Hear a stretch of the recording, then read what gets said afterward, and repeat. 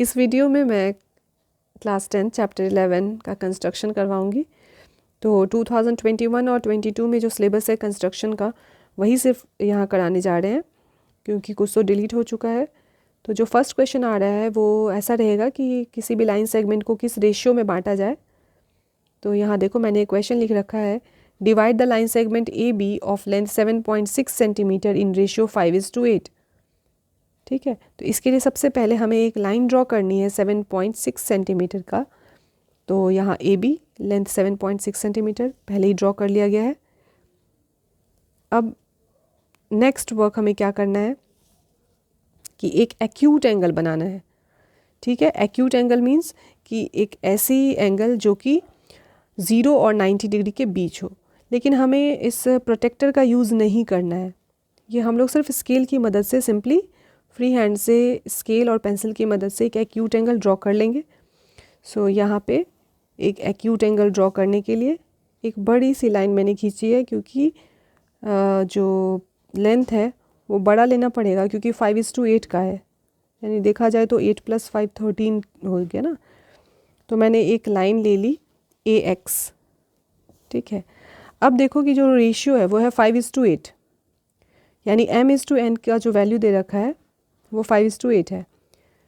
तो कितने भागों में इस लाइन को बांटेंगे उसके लिए हमें m+n चेक करना होता है। तो 5 + 8 आ रहा है हमारा 13। So what we have to, इस लाइन AX को 13 इक्वल पार्ट्स में डिवाइड करेंगे with the help of compass. ठीक है, तो कंपास में आप लेंथ घटा बढ़ा सकते हो। तो मेरे लाइन के हिसाब से मैंने जो यहाँ लिया है वो देख सकते हो,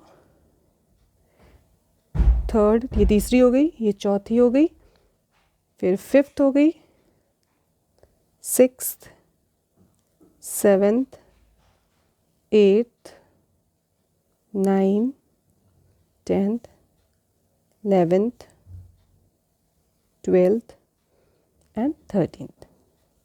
तो ये हमारे पास 13 इक्वल पार्ट्स में हमने डिवाइड कर लिया। अब यहाँ पे हम लोग लेबलिंग कर लेते हैं। तो कुछ भी नाम लिख सकते हो, क्योंकि मैंने इसका रे का नाम AX रखा है तो नाम भी कुछ ऐसा ही दे देंगे, AX1, AX2, X1, X2, X3, X4, X5 up to X13।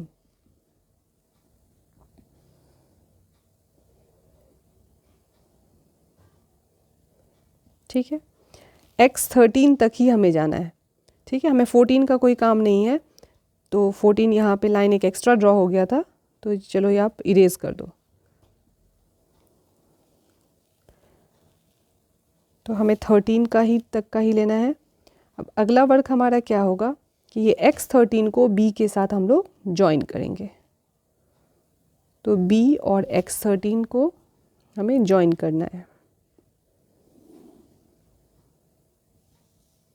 ठीक है, अब हमें क्या करना है कि जो रेशियो है वो है 5:8। तो तुम्हें फिफ्थ कट को देखना है। इस X5 पॉइंट पे एक एंगल बनानी है जो कि BX13A जितना भी बन रहा है एक्यूट एंगल उतना ही बनाना है X5 पे। तो अपने कंपास को स्ट्रेच कर लो, बड़ा सा एंगल देख लो जिसमें आराम से बना सकते हो। छोटा रहेगा तो बनाने में मुश्किल हो सकती है, दिक्कत आएगी। तो एक एंगल यहाँ पे ड्रॉ कर लिया।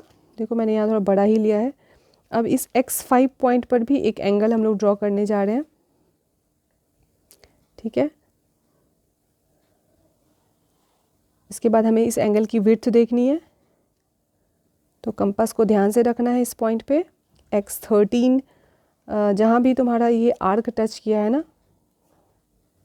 उसी जगह पे अपने कंपास को रखो, कट मारो और फिफ्थ पॉइंट को ध्यान से देखना है X5 और इस पॉइंट को ज्वाइन करना है।